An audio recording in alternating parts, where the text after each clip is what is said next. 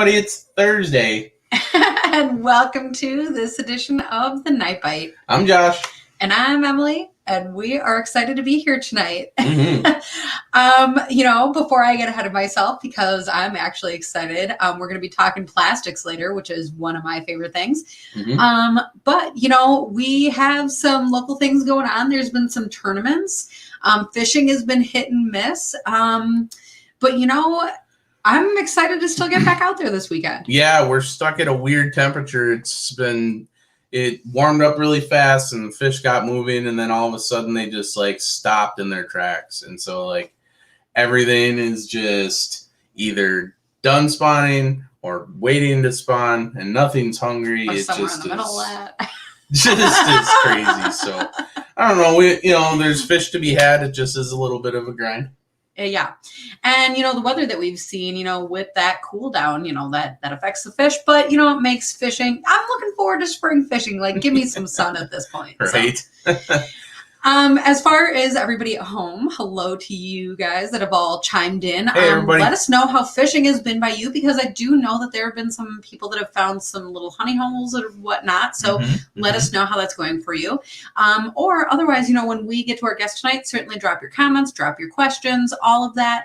And we would love to get to that. Yeah, make sure you bring lots of questions, because this guy wants to answer lots. He loves talking. All right, so the last thing I want to just mention is right after this is we're going to be over at the Paddle and Fin podcast talking with Brian again. So we talked with him last week and on our show, and now he wants to ask us questions. So if you have questions for us, I guess tune in there. Yeah. So that's going to be crazy. Kind of 2 in a row. It will be crazy. Without further ado, let's get to our plastics guy, Kevin Clancy. Hey, Kevin. How you guys doing today? Wonderful. Welcome to the show. Thanks for being on. Hey, thanks for having me. First question is always kind of vague, but tell us about yourself. What would you like to know? Kevin Clancy, been with IJO for quite a while now. Been fishing my entire life. It's what I love to do. Anything in the outdoors. You guys know that.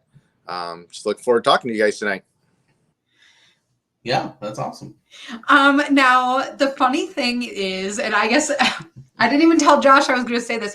The funny thing is, Josh and I actually, everybody, it's about all getting along in the fishing industry and loving each other and finding what works for you.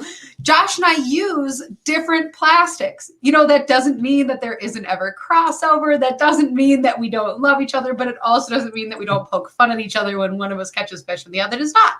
And I will admit that goes both ways. We are here with IJO Plastics tonight because that is part of my favorite. That's my go-to plastic. This is honestly my go-to plastics box. But we will also be talking to Extreme Plastics at some point, right? Yeah, I don't know. We'll see. We'll see if we can get Grampy out of his rocking chair in his basement. Good luck. Oh, so Kevin's getting some love. Hey, Nick Anderson, love your profile picture with your son fishing. That's really awesome. Kevin Clancy, tell us about IJO Plastics. So we got started, let's say about 5-6 years ago. Me and Ryan Salemi, everybody knows Ryan, good friends. We wanted to try something a little bit different. For us, buying standard plastics is always the standard colors, same old thing. Come up with some stuff that was different that not everybody else has. When we're fishing pressured water, when we're fishing turn, we wanted to have stuff that was different because those fish are seeing the same old thing. Everybody sees, a white minnow down there is your plastic, or a white bug. We could change it up a little bit, and there is many times that little bit of a change is what it takes to get those fish to bite for us. So we started kind of playing around with that. I started experimenting with some colors, and next thing you know, a few people started asking if they can buy some, and here we are now. Yeah, that's actually kind of a fun adventure. Josh and I love the DIY fishing stuff, but plastics is kind of a whole big sector of things that's, hard to kind of start up and do yourself. So, to be able to do that and kind of put yourself out to in the first place is kind of a really cool, journey to hear about. Yeah, it's a little scary, but I have a blast now that I'm kind of getting the hang of it. Yeah, it's a that's blast experiment with colors. When people start asking, customers asking for a certain thing and, kind of playing around with it. You've done it yourself, asked me for something in particular and just trying to figure it out and put it together and just coming up with something different, catch some fish. Mm-hmm. And we have a question here from Jay. So what plastics do you make for different species? So we make a number of different baits from our ice fishing line, which is primarily just pan fishing stuff. We go to our open water stuff. We've got our crappie ticklers. We got an 1.5-inch minnow. We have a 1-inch minnow. We have the money bug, which, as the name states, that thing is money. It will catch fish consistently. That's hands down probably my number one producer anymore. Trying to think, we have the panty crawler. We've got the grumpy minnow. We got a new bait coming out this year. And we've also got some bass baits we're going to start putting out there this year for all those guys that like to, kind of like me, like to fish tournaments and fish for them largemouths. Awesome. Yeah, that is really awesome. You started talking a little bit earlier about, you were that person who just went to the store and bought your plastics there. And not to say that this was, that long ago, but I think that plastics is kind of a trend in the last few years. And so like, kudos to you for going out and still, doing plastics a little bit before, some of that trend. But can you tell me, is there a difference between like a store-bought plastic versus something that you make now? Oh, they're absolutely. You'll find a lot of the store-bought plastic because they are mass-produced. They're a little stiffer of a bait. So they don't get the action that a bait that someone like myself that makes them at home, we, as the guys, everybody likes to say I'm the mad scientist. It's a little bit of tweaking with the plastic to make it do what you want it to do. So Emily, ours there's a ton of action, yet it's super soft, but it's still durable enough to hold up. You're not going to catch just one fish on a bait. Some of those store-bought baits, yeah, you'll catch multiple fish on them, but they are much stiffer and you don't get near the action out of them that you're trying to get. And we do we can scent our baits. Store-bought stuff, it's pretty much a straight bait. We can do any kind of scent that we want. I'm a big fan of the anise oil. I like that licorice smell. Fish seem to love it. But we can do anything with garlics and anything you can think of, we can do. That's like a whole bunch of things because I'm even still back at thinking about, the softness of that plastic. So I'm going to get to those other things also. But, when we talk about the softness, because you hear that a lot, but to kind of talk about why that's important a little bit, I think number one is, when a fish goes and they actually grab onto that bait, if you have something on there that's hard, are you ever going to totally mimic like what a minnow feels like in a fish mouth? Like that's way too weird, but if you have a bait that's too hard, the other thing is then it won't swim right, so you need to be attractive and then like have the right bite for a fish to want to bite onto and hold onto. So, that softness really can have that impact. Absolutely. Absolutely. The other thing that you were talking about is the additions to the bait. So if that is like scent or oil or whatever that is, I guess tell us about that. How does that work? So we can add it either while we're making the bait, or I like to do it after the fact. That way I get an even coverage, I guess you'd call it, on the bait itself. And then it's always in our packaging. It's always in there in the bag. So it always is a fresh bait. It's not a bait that you could add scent to a bait. The longer it sits, the more it dissipates. If I have it in the oil or in the scent in the bag, it's always a fresh bait. So a customer's always getting number one bait every time. And that brings up a really kind of funny debate, I guess, if you call it that, in the plastics world, is how you store them. So, you're talking about having it in that bag with, the contents that it comes with, keeping it fresh. And I got to laugh at myself because I'm sitting here like, none of my baits are in a plastic or with your thing. And I got to say, the durability of the plastics, they hold up great. Like some of these are newer plastics. Some of them are not very new. And maybe I got them like 2 years ago. But they all have held up and they all still work really well. And that kind of makes me laugh because Jacob here is even talking in the comments about if he's not even switching colors, he'll use the same IJO plastic for a week. And I've done that. You can just leave it on your hook, because they still hold up really well, even if you don't take care of them perfectly like what you're describing. Yep. You got it. Well, that also brings up a good point too, because someone that we really like to run into and talk to, and someone that I'm sure you've talked to quite a bit, Kevin, Scott Brower. We talked to him earlier in the year here, and he suggested that even if you are using a plastic, that you can take that plastic off if you're changing your color or something, throw it back in the bag. Oh, absolutely. And so even if you have a good color, he said that you'll notice a difference if you take that color off and put a new of the same color, even if the other one's good, you put it back in the bag and that recharges it, because that plastic does soak up some of that oil. And I do buy IJO Plastics. Don't make me sound like the devil, but so one thing that you do very well is you do provide a bunch of oil. So the plastics come very well lubricated, so you are able to recharge for a while.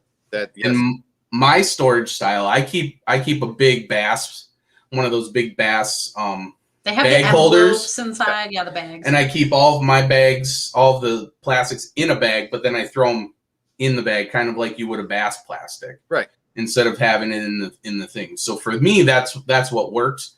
Yep. I do have to search around for what I want a little bit more than Emily does, but I think it's worth it. Yeah, I prefer to keep mine in the oil. That's just me. It's I don't know, kind of an internal thing, I guess. It's in my I have to do it. Well, and I guess that's a nice thing about, as you choose as an angler what works for you, because there might be people out there that are using these for trout or something. They might just take a few. If you're ice fishing, you might have them in like a little lure wallet in your pocket. That's the thing that you can do with them, is whatever works for you. Absolutely. That's a part of plastics that we love. You can do anything you want with them. So we have a great question here. Click it so I can see it. Thank you. When he hovers over it, I can't read it. What size of jigs are made for your plastics? Example, a 1/32 ounce or a 4mm ice jig. And I guess I'm going to answer a little bit and then I'll let you answer. It's a range. So can you explain some of that? And I might have some examples I can take out here too. Did you say a range? Yeah. Yeah. Okay. Some of the plastics can accommodate maybe different sizes of jigs. Sure. So I am a big fan of 32 ounce, and I like one that has no collar to it. That's just what I prefer. It seems to keep the bait on there a little bit straighter. It doesn't bunch up as much. I lose more baits that fish pull off because it doesn't have the holder on there. But I'm the 32 ounce. Most of the water fish is 10 feet or less. So open water, that 32 ounce, kind of an all-around color, or all-around size, I should say. I will downsize to like a 64th ounce every once in a while. Or if we're fishing deep water, occasionally when I'm up north, fishing on the Chippewa flowage or whatnot in the middle of summer, the fish are deep. We might be fishing 20 foot, 24 foot. I will go to as high as a 1/4 ounce even, just to get it down there. The big thing is being able to feel that bait. I will change hooks sometimes. So that first one there is just a straight shank hook. I don't know if you can see it well enough here, but I got a sickle hook here. That one I like a little bit more, get a little more bite when I'm using a bigger bait. So something like, I don't know if you guys can see that. But the crappie tickler there, it's a 2-inch bait. It's got a little bit more bulk to it. So I'll go to that little wider gap hook, get a little bit better hook set to them. Same thing with a money bug. If I go to the 1.5-inch money bug, I'll do the same thing. I'll go to that little bit wider gapped hook. But for the most part, that 32 ounce with that little straight shank. Well, and you have a few different examples on the website that kind of compare the baits to each other. So certainly with us also talking here, you'll be able to kind of get an idea of what that looks like. And I'm going to kind of reiterate a little bit of what you're saying, kind of based on my experience also. As far as what fits on a hook, something like this crappie tickler, you can tell that it has that slightly longer body. You know, you can take off part of that front of that body. You can put this on any kind of tungsten that you want. But something with this longer body is certainly going to fit better on some kind of a long shank or a lead head or something like that. But again, an example of like what I'm talking about. So this is, you know, just a tiny little tungsten, and it has just the very little tail actually of a panty crawler. And you can't see that against my black shirt. There you go. So, you know, again, it has that big body, but the thing about the plastics is that you kind of totally customize it to your experience. And, you know, the colors are a fun way to do that. The body styles are a fun way to do that. But I have another question. I hope I'm not getting ahead of myself here. I guess, how do you choose between body styles? For me, it's kind of, it's an experiment every time you go out fishing. I usually start by water temperature. The colder the water temp, the smaller my bait. As I get further into the season, I'll start upsizing my baits. Naturally, the bait is a little bit bigger. It seems to attract a little bit bigger fish. Typically, that's not a end all be all. It's not guaranteed, but that seems to work a little bit better for us. And then my other thing is, I'll go back and forth a lot of times if I'm just straight crappie fishing. I got a good bite going between a crappie tickler and a quiver minnow. The reason being, a lot of times I seem to find that those smaller fish are up higher in the water column, and trying to get my bait down past them. The crappie tickler, being a wider bait, a little bit more profile to it, it attracts bigger fish, but it also slows the fall of the bait. So if the bait's falling slower, those smaller fish, they get it before I can get it down to where the actual larger fish are. So yeah, then I will switch. Like I said, we had the crappie tickler there. So then, yeah, I'll switch to something like this, a little 1.5 inch minnow. Just a little, it gets down there a lot faster. There's less resistance in the water, so I can shoot through those smaller fish. So I'll go to like sometimes even a 5 millimeter with that little bait on there to get it down there and kind of shoot it past those small fish before they have a chance to get it. I have to admit, I got a little bit distracted reading comments. So to those of you at home chatting with each other, keep it up. It's awesome seeing all of you. And I love reading into, you know, kind of the things that you're chatting. We do also have some questions here. So as you're talking fishing, let's get to a question from Scott. So baits under floats for crappies in the spring. What is your go-to, and how much do you move it, and how much do you let it sit? So if I had one bait to pick underneath a float, it's going to be a quiver minnow. As the name states, you can't stop that tail from quivering. I just have a really small one here. This is the ice version. It just looks like a minnow. You can't see it on the... There's a little bit. Oh, dropped them. The fish can see them, though. But like I said, you can't stop that tail from moving. As hard as you try, it always moves. So when it's in the water, any kind of current, anything at all will make that tail just quiver. Any kind of wave action keeps it moving. As far as the action that I'm going to put to it, I kind of let the fish dictate that. I personally like to fish fast.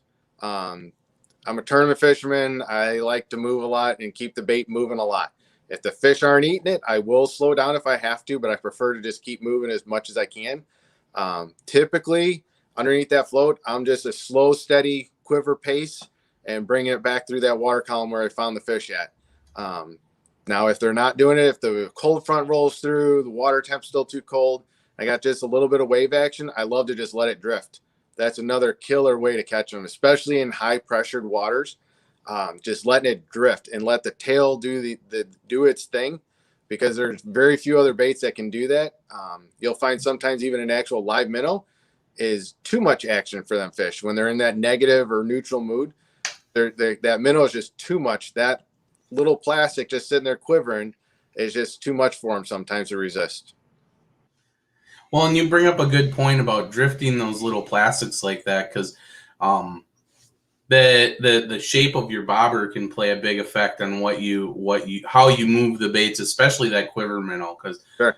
we'll run a standard slip float, but if we're doing a lot of that drifting, we'll switch over to something that has a more of an egg shape, and what that does is it gives a kind of a wobble. Yep. But that also makes that quiver minnow bounce a lot, because by the time that big wobble gets all the way down, it's just doing this at the bottom, and then it's just floating around just like that.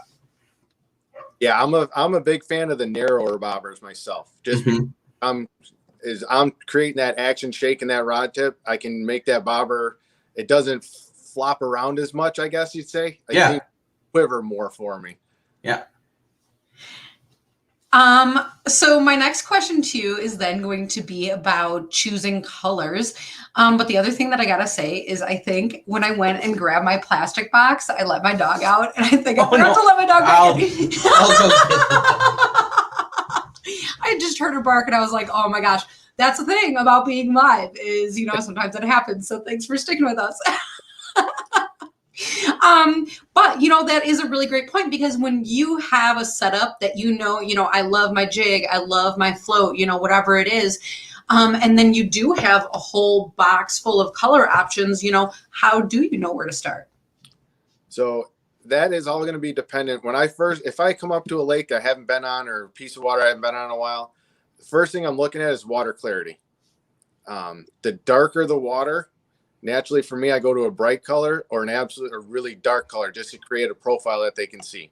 If I've got really clean water, I will almost always start, if I'm crappie fishing or even bluegill fishing, it's white or pink. Those are my two go-to colors to start with, and then I'll work from there. Do not be afraid.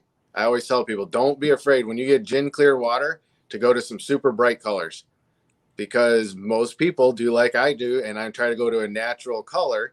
So a lot of people fish that, and the fish get used to seeing them. And I will switch over to something like one of your favorites, Tim, that Slimer color there, super bright. I am not afraid to go obnoxious in clean water. I think that's a really great point. Sometimes fish just are really curious, especially to things that they haven't seen before. And if you can create a profile or an action that's familiar to them, but with the element that they're not familiar with, like something like a bright color, sometimes that's exactly what gets them, and what does it brings the bite in. And it'll attract fish from a distance, clean water. When they get from a distance and they see that bright color, it's going to attract, just because it's something they're not used to seeing. Yeah. And, maybe that's what it is with that Slimer color that you were just showing, because it is a tinge of green. I don't know. It's like a mint light green or something. I don't know. But I think it's close enough to that white natural, but then it has that, tint that must be extra delicious to fish. Yeah. I don't know what it is about it, but they love it. A few other people chiming in about plastics under floats. So Jay gives a little snap and waits and lets the bait drop. Do it again. Changing up the speed, slowing down or picking up. It is a lot like ice fishing, to be honest, with that float. I guess maybe when I think about it more, that's a weird connection, but I guess I agreed with you off the bat. There really is no right or wrong answer to that. It's what you find works for you. Yeah. Like I said, I'll change up a lot. I just know what I like to start with, and then I go from there. Whatever they're biting, that's what you do. That's what you do. Yeah, that's right. Well, and some days it takes longer to figure that out. Some days it's really easy. One of my favorite ways, though, I guess, to figure that out is something kind of unique. Anytime that you are along the edge of the water, if that's a river, if it's a lake, check out what's in those warm shores. Sometimes you have some of that little forage that's up there, and when it drifts into the lake more, that's when it gets eaten, is what it is. So check out, the little things that are swimming around and match that. But if that's not working, sometimes, it sounds crazy, but if you're fishing near weeds, like, go with your hook and pull up a weed if you can. Sometimes that's so easy, sometimes it's not. But look at the little bugs that are coming off of that debris, because, again, that's another thing that can tell you or give you a hint as to what fish are eating if it is a bug pattern. And like you're saying, a minnow tends to work pretty often, because if you're fishing in a lake, then there's baby fish that are getting eaten there. But sometimes that forage is the bugs instead. And that's one thing to do too. If you're fishing a piece of water you're not normally fishing, or going on a trip somewhere, do a little bit of research and find out, is it a bug bite there? Is it a minnow bite there? What do they typically catch their fish on? And then go from there. You got a starting point at least. Mm-hmm. Yeah. Well, and there are certainly Facebook pages out there for like different locations, but otherwise, I guess I would suggest like different bait shops. Absolutely. But otherwise, it can be hard to. I'm thinking about you earlier. You mentioned the Chippewa flowage midsummer, and I'm like, dang, I'm going there in June. Like I gotta figure out what colors to bring. I take everything I got. You never know what they want. But fireball, you can't go wrong with fireball on the chip. That's okay. And so, what is Fireball? Fireball is a gold with just a touch of red glitter to it. There's no actual color to it. It's just straight glitter. And I don't have one. There we go. Yeah, it's hard to translate. Yeah, it's kind of a natural color, but it's also a little bit obnoxious. Yeah. It kind of golden rose. Yeah, and you can see the gold a little bit, at least on my screen. The red is a little bit tough. Sorry. I wish I had a different background to show it, like against my shirt sleeve or something. That's a little bit better. Oh yeah, there you go. Yeah. Look at that. Look at that. And it's funny. I guess that's a good point. We're trying to show all these little tiny, but in your hand, first of all, that's not really that little. And, compared to a bug out there, that's actually a pretty big bug. And as far as plastics for panfish, that'll do it. But I also catch an occasional bass on here, which I don't know if I'd send you out for bass with this, but you'll catch them, But sometimes that color, sometimes that shape does just make all that difference to the fish. Yep, that's all it takes. Well, and you guys are sitting here talking about all the ice fishing plastics, but Jeremy brings up a good point. His go-tos for the summer and the fall are the twister tails and the grumpy minnows. Yep. And I happen to know that Emily doesn't have, well, she has some twisters left, but she doesn't have any of the grumpy minnows left. No, that's actually true. And actually, I'm shocked that I didn't bring my twister tail box. But I guess when I went to grab my plastics, to be honest, I use this box literally year round. So when we're talking about ice plastics, yeah. But some of these are crappie ticklers, some of these are the larger bugs, some of these are small, but I have a whole nother box that is twist tails. But to be honest, I haven't gotten to that part of the season, so it's not what's in front of me, but those are honestly my favorite, which is funny. Yeah, that typically comes in a little bit later in the spring. Once that water warms up, the fish get a little more aggressive. Here right now, we're looking at water temps that are touching the mid 50s during the day right now. So they're still a little lethargic. They're not really moving up and getting super aggressive yet. So it's more of a vertical bite. We're really not casting and winding right now. Once that gets going where they're starting to get aggressive, then yeah, twister tail, or like you said, it was Jeremy was saying, that 3-inch grumpy minnow. It's kind of a big bait, but I tell you what, them bigger fish will eat that. They will not hesitate. Well, and sometimes it's amazing the fish that you pull out. You go to your local waterway and you pull, great for eaters. You get 8s or 9s or whatever it is that you're pulling out after fish after fish after fish. And then all of a sudden you put a bigger bait down, and it's not going to happen always, but on some days you might just get the bigger fish that way. That bigger fish might be looking for that bigger forage. Exactly. And it depends on the lake you're on too. If you're on a lake that's got a lot of shad to it, especially later in the summer, the shad really aren't that small anymore. They've finished spawning. The fry are getting large. They're getting to that 2-inch, 3-inch range. You go to that bigger bait, and that's what they're foraging on naturally, and it just works. Yeah, and you're talking about things like, the cast retrieve method or whatever, but as summer comes along, Josh and I, what we do is we troll for panfish. And I hate to sound like a broken record in open water season, but that's something that works for us almost always, because when you have, we started talking earlier about minnows, when you have something like a twist tail, that's something, it'll work. You'll catch fish. You're moving at that right pace and you'll get the bites. Oh yeah, absolutely. Yeah, I mean, I'll come by it honestly. I'm using my summertime just to scout for wintertime. So that's why I'm trolling around. I'm lake mapping with a line in the water is what I'm doing. I'm making waypoints. I'm doing all kinds of stuff just to prepare for ice fishing. Catching fish is a great bonus. Being out in the sun is a great bonus, but I'm scouting. That's what I'm doing.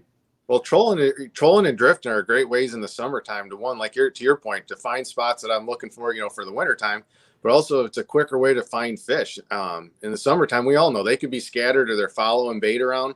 So they're moving a lot more than normal, or just they're on a tiny little spot. And to find those spots, you trolling and drifting, you're covering a lot of water quickly. Once I catch a fish or two, I know I can come back and then try and sit on that spot and catch them. Yeah, and that's especially true with some of the larger panfish, because they hang out in smaller pods, yep. And when you do catch one or two, you can either move on and come back, which is a lot of time what Emily and I do. We fish a lot of 40, 50, maybe 60 acre lakes, but they're not that much bigger than that. So we'll just make the loop and come back through, and we're gonna catch a couple, and then it's bam bam. Yep. We could sit there and hammer on them, but in that time that we make the loop, they don't you can catch them all day doing that. Yeah. And you might find several pods all the way around when you hit similar structures. Sure. So like you're saying, and you can go back to those spots in the winter. They might not be where they were in the summer, but you can just move deeper. Yeah. They usually they usually relate to similar stuff. Is that kind of what you've experienced? Yeah, especially on that smaller water, like you're saying, those 50, 60, 80 acre lakes. Let's be honest, there's not a whole lot of room for them to roam around and go somewhere. So it's pretty natural to just move out just a little bit deeper when you come to the wintertime. If you find him in the summer, fish don't want to move any more than he has to. So if he can move up and down that water column and be right where he wants to be and not have to go very far, that's what he's going to do. Mm-hmm. Sorry, my cat just ran out. It's like pet night. Everyone's interested in plastics. That's the thing. Actually, but that's a really great point, not to switch topics here, but when you don't have to carry around live bait anymore, there's times where I still bring on an occasional worm, use an occasional minnow on a tip up, but, especially when I can go all summer and not have to worry about my live well being on, are the minnows okay? Do I have an ice pack to keep it cooler cold? It's a lot less work, to be able to carry around your plastics always at hand. Oh, absolutely. That's probably the number one thing with plastics is I don't have to keep it alive. Yeah, I can change baits. I can change colors a lot faster than you can change a live bait out. You're kind of limited in what you can carry with you. As you know, like you had in your box there, how many different styles of baits and colors you got on you at any one time, and it's nothing to carry it. Mm-hmm. Yeah, that's absolutely. The other thing that I have to admit, and maybe some people would laugh at me, but I have a whole little cup in the front that is pieces and bits. There's not really a good angle to show you. It'll fall off my hand. But that's the thing about them. If you have something that has a little end of a tail, it's too short for your longer lead hook, throw that in there, because maybe you'll want that in ice season when you do just want that tiny wiggly tail. The other thing that I've heard recently, and I was just dissing on worms kind of, but in walleye season, if you're out on the river, something that you'll notice is sometimes that worm slides down on your hook pretty far. And I recently heard a tip that you take these extra body pieces, that you otherwise throw on your deck or whatever, you can put that on that shank of your hook, of your lead head or whatever, and then kind of decorate it, with a color. And so when you have that worm on there, there's still plenty of space to hold the worm on the hook. But then you also maybe have a cool attractor color to go on your setup for a different season. I'll give you another little tip for your live bait night crawler fishing there. You can take that little bit of plastic and put it on the back end of the hook. So where you thread your worm on there and you're worried about it pulling off, on the back side of that worm, just take your piece of plastic and slide it on back there behind it. And it adds that color, but it prevents the bait from sliding down the hook. There you go. That's actually super cool. I like that. Great idea. And actually, I guess that brings us also to a super basic question. People who don't use plastics very often, they'll say, do you put that on your hook and you have to use bait? So that's funny, because normally my answer to that would be no. I use the plastic as the bait, as the attractant, match the hatch or whatever. But it is funny because in this case, like we're saying, you could use the plastic to aid in that worm. Absolutely. So I guess getting a little bit away from the angling side of it and more to the bait making side, do you have any suggestions if somebody was interested, what kind of a investment would it take for somebody just to like try out if they wanted to like get into making their own baits? You can go as cheap as just to try, one or two baits, one or two molds and some plastic and a few colorants. You could probably do it for under $100 to get started. I would recommend to anyone that is thinking about doing it. One is start small. Don't go and invest a ton of money because it is labor intensive. But it is a lot of fun at the same time. It is addicting when you start doing it. And to take the safety precautions. That's the number one rule for me. This stuff is not something to play around with. The plastic is hot. You will get burned. When you do get burned, it's going to usually be a pretty severe burn. So always take that precaution. Always got gloves on. We got glasses on. Even in the middle of summer when I'm making baits out in the garage and it's 90 degrees, I still have long pants on just to make sure should something spill that I'm covered.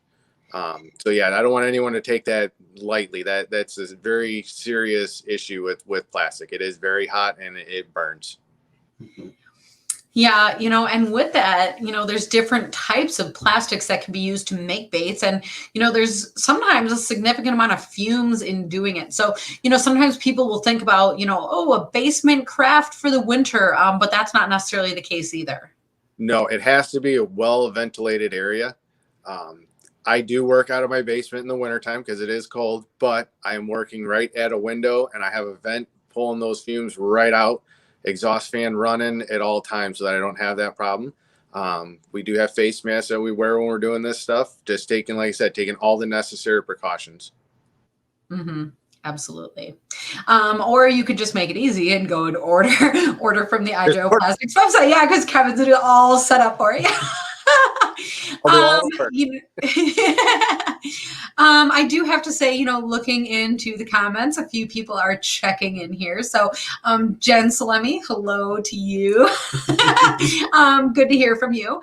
Other people look like they're saying hello as well. And shout out to Ice Wife. I'm sure is not just ice fishing only, but a great way to get, if you have a wife, a girlfriend, a sister, a neighbor that's a female, or just somebody who wants to get into ice fishing, maybe they've never tried. It's a space really for anybody, but for women to be able to talk about different aspects of fishing for women, because that sometimes gets, it's different sometimes. So go and check that out. But another really fun connection to plastics, if you do have somebody that you are trying to get into fishing, order, if it's your girlfriend, get her a whole set of like pink and purple plastics, because it turns out that those colors actually catch fish. But, when you have something that you can really tailor to your needs, you can give, your kids a box of a rainbow colors of plastics. Those are the kinds of things that really excite people to not only get out on the water, but to stay on the water. It's not just about trying my one bait. Now you have a literal rainbow of things to try. And I think that gives people a lot of encouragement and just really kind of shakes things up on the water. Sure. And it's really, in the grand scheme of things, it's pretty inexpensive when you consider you can buy a bag of baits for, $2, $2.50. And you're getting 10 baits or 6 baits or whatever it may be in there in the plastics, you're going to spend that on a dozen minnows easily, if not more. And I don't have to try and keep these alive. Yeah. Well, and he says it's fairly inexpensive, but what he means is that it's fairly inexpensive the first time. Yeah. And then you figure out that you need to fill up something like this. And then all of a sudden he's telling you, hey, maybe you should use all the baits that you bought because I'm running behind. Yeah, I do my best to keep up. You do very well. I mean, everybody that has ordered from you, all of our orders have ever been great. Time, yeah, we have a great story about the customer service of Kevin Clancy. I was going on a vacation, actually up north in Minnesota somewhere, and I just realized last minute that I needed baits. It's like, how does that go? It's like you plan so much for vacation, and it's like that's what slips your mind. So, not only were you nice enough to make them, but instead of shipping it to my house, you shipped it right up to the resort up there. And lo and behold, I got it in the beginning of vacation, and I was able to use them while I was out there. That's what we hope for. Yeah, Yeah. that was awesome. Everyone was jealous for sure. Oh my goodness. A few more questions here. Is there a go-to jig brand that you use? So I am a big fan of either the Clam or Widowmakers. Those are my two, especially if I'm fishing tungsten. Those are my two go-tos right there. The Clam, I'm a big fan of the drop kick. Love that one fishing with a quiver minnow, especially. Widowmaker, they make some great baits, or great jigs, I should say. They hold up very well. I've got nothing to say about both of them. Those are my two go-tos. Yeah, and I'll agree with you. I mean, you know, anybody that knows us knows that we're huge proponents of Widowmaker. The family down there making that stuff is awesome. They do a great job.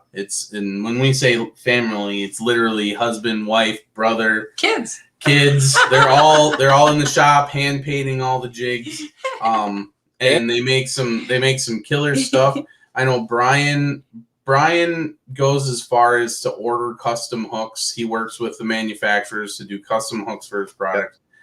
I mean, I've got some serious big fish on some serious little hooks. So, yeah, I really like that recommendation.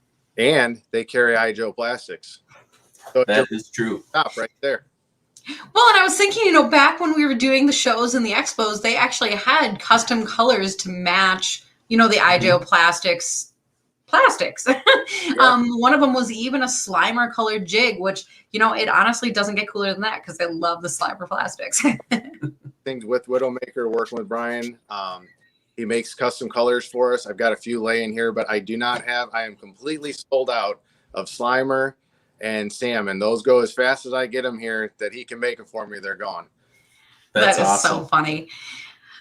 You know, I gotta also say, you know, we're here talking about tungsten. What about lead heads? What do you do? For me, I order mine. Like I said, mine have with no collar on them. Those are really hard to find a lot of times at your standard, you know, you go into a Farm and Fleet or a Walmart or a Fleet Farm or whatnot. They're very hard to find without the collar. One little trick that if you want to get rid of that collar, because it is lead, you can just take a pair of needle nose pliers and smash it down. Yeah. I usually order mine online, or you can find them at some of your local bait shops. A lot of them will carry stuff like that. I'm trying to think right off the top of my head. Dick Smith's, they're one. They carry a ton of jigs. They have them there with no collars or with collars, whatever you prefer. The bait box, he carries a great selection of baits there and jigs. Just so don't be afraid to go and stop at that local bait shop and just check them out. And if you can't find them, I guarantee you they can find them for you. Yeah, that's absolutely true. Absolutely. You know, a lot of the local bait shops, that is one thing that they will often make because, you know, you got to be really careful with lead, and there's some places where you can't even use lead anymore. But, you know, for your bait shop owner, that's something that is more practical to do in-house. So again, if you're looking for color matching for jigs and stuff like that, that's probably something that somewhere local can help you out with as well. Yep, you got it. We were mentioning about the ice shows and expos. So there's a question about that. Do you plan to attend any upcoming ice shows, Dakota Ice Angler Institute, or St. Paul? So we will see if they allow them this year. I am extremely hopeful that they will because, as you know, you've been with me at some of those shows. That is my favorite time of year. I absolutely love doing the shows and interacting with everybody, talking fishing, getting them set up with some baits. That for me is just an awesome time. In the event that they do allow the shows, I will be at as many as I can. I will definitely try to be at St. Paul for sure. I'm trying to think Madison. I think that one is supposed to be going on this year. It would be in February of 22. But yeah, we will definitely be at any show that I can get to. I will be there. Yeah, and the best thing about the shows and the expos, well, I guess first of all, is talking to you because that's like super fun, and I love seeing your booth, that's for sure. But one of the things that you have, and many of the different plastics makers at expos have, is some kind of a tank where you can see the action of the bait. Yep. You know, that it does not get better than that, because even if you walk around and you see places that might have, you know, a similar profile or maybe similar patterns and or similar colors and different profiles, go and check out the action of the baits, because that might not be similar. So, go around, check them out, test them out, see what you think looks right for you. Maybe there's people out there that do like a stiffer bait, or maybe there's people out there that like that more flexible swim bait.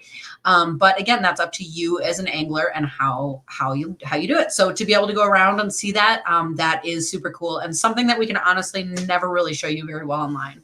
No, we can't show online very well, but like you said, when you're at the show, and that's what you've seen, everybody that knows me, you can take the rod and you can work the bait any way you want. I'm not afraid to let you do it on your own. I'm not going to be the one doing the bait. That you got to fish it, so you give it a run. Yeah.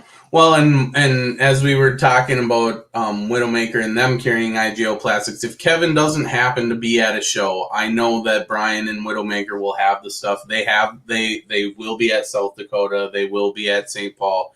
So if you can't run into Kevin, next best thing is go stop by the Widowmaker booth, and then, like he said, one-stop shop. You can pick up both at both things. And if you see Emily and I wandering around, ask some questions, because we'll be at every single one of them. Fingers crossed. Yeah, that is for sure. A few shout outs to South Dakota and the Dakota Angler Ice Institute. A few shout outs also to Todd. So I don't imagine that he's one of our viewers right at this moment, but in case he is, some shout outs to him. He does a lot of work for that show. He's a really awesome person. And some shout outs to St. Paul in there too. So I really hope that those are going to go this year. And I am really very, very hopeful. So Me too. Roland, we'd like to see you too. We'd like to see everybody, because we haven't seen anybody in what seems like years. Yeah. So, for people at home who want to follow along, who want to maybe look into purchasing plastics, how can they do those things? The easiest way is probably just find us on Facebook or find me on Facebook. Or actually, the easiest thing to do is just go do a Google search for IJO Plastics. We have our Facebook page.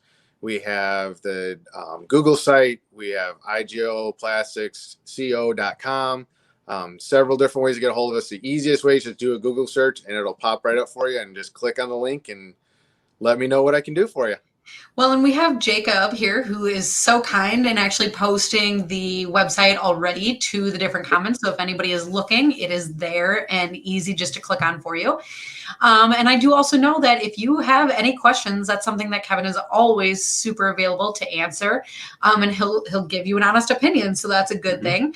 If you have questions beyond that, you are welcome to get a hold of Josh or I, or, kind of any of the IJO Plastic staff, because there's some really great people out there who do really a lot of fishing. So I can't wait to see what everyone catches in this year to come. Same here. Good luck, everybody. Yeah. And thanks for being on. Thanks, Kevin. Thanks, guys. All right. So, shout out to our local bait makers, shout out to, the small companies out there, because not only is it awesome to, support them, but they make a lot of really great products. So, go and check that out. Again, the website is already posted in the comments, so that's a great thing. And we appreciate everyone who joined us on this edition of the Night Bite.